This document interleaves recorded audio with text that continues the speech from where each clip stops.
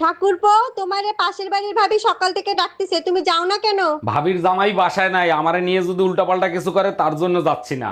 ভূতের মুখে রাম নাম, সারাদিন ভাবি ভাবি করে মরো, এখন কেন যাচ্ছ না? সত্যি করে বলো। ভাবি তুমি বলে দাও আমি বাসায় নাই, আমারে নিয়ে হাতে রাখি পরাবে।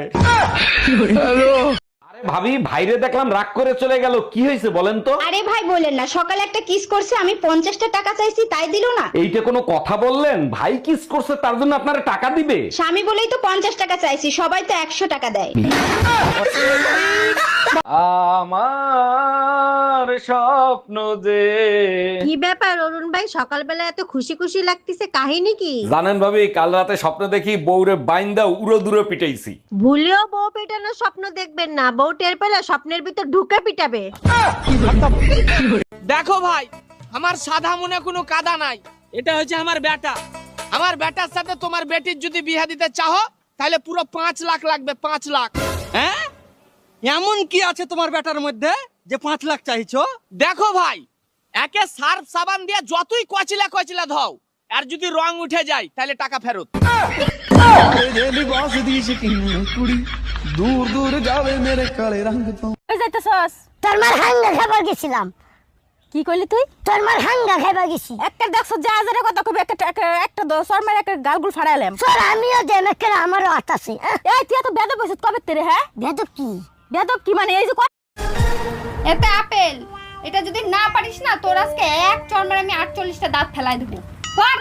কি বলো, ওর তো মাত্র 16টা দাঁত, 48টা দাঁত কবে হলো? আমি তো জানতাম তুমি এর মধ্যে নাকটা গলাবা, ওর জন্য তোমার 32টাও ধরে নিছি আমি। চাচি, চাচা কোনে গেছে? বাবা তোমার চাচা তো বিদেশে গেছে, 1 বছর পরে আইবো। ভাবি আপনি কোনো টেনশন করেন না, যদি কিছুর দরকার পড়ে আমাকে একবার কইবেন, আমি কইতরের নাগাল উড়ে আসমু। সম্পর্ক বদলে গেল একটি পলক। এক গ্লাস জল দাও তো।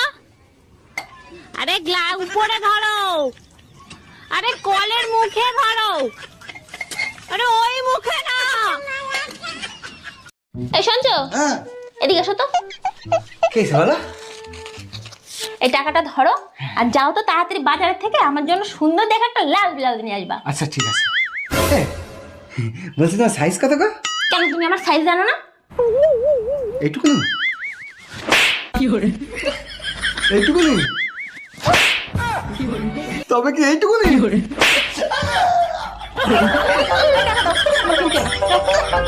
হ্যালো।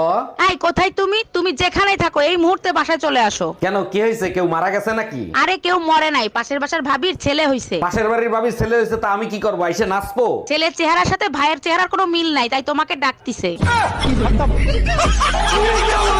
স্যার আমি একটা ব্যাংক অ্যাকাউন্ট খুলবো, আমাকে একটা ব্যাংক অ্যাকাউন্ট খুলে দেন। ভোটার আইডি কার্ড আর জন্ম নিবন্ধন দেন, এক্ষুনি অ্যাকাউন্ট খুলে দিচ্ছি। স্যার ভোটার আইডি কার্ড তো আছে কিন্তু জন্ম নিবন্ধন তো নাই। জন্ম নিবন্ধন ছাড়া অ্যাকাউন্ট খোলা যাবে না, যান আগে জন্ম নিবন্ধন করে আসেন। বিশ্বাস করেন স্যার, আমার জন্ম হয়েছে, আর তাও যদি বিশ্বাস না হয় আপনি আমার বাসায় গিয়ে জিজ্ঞেস করেন।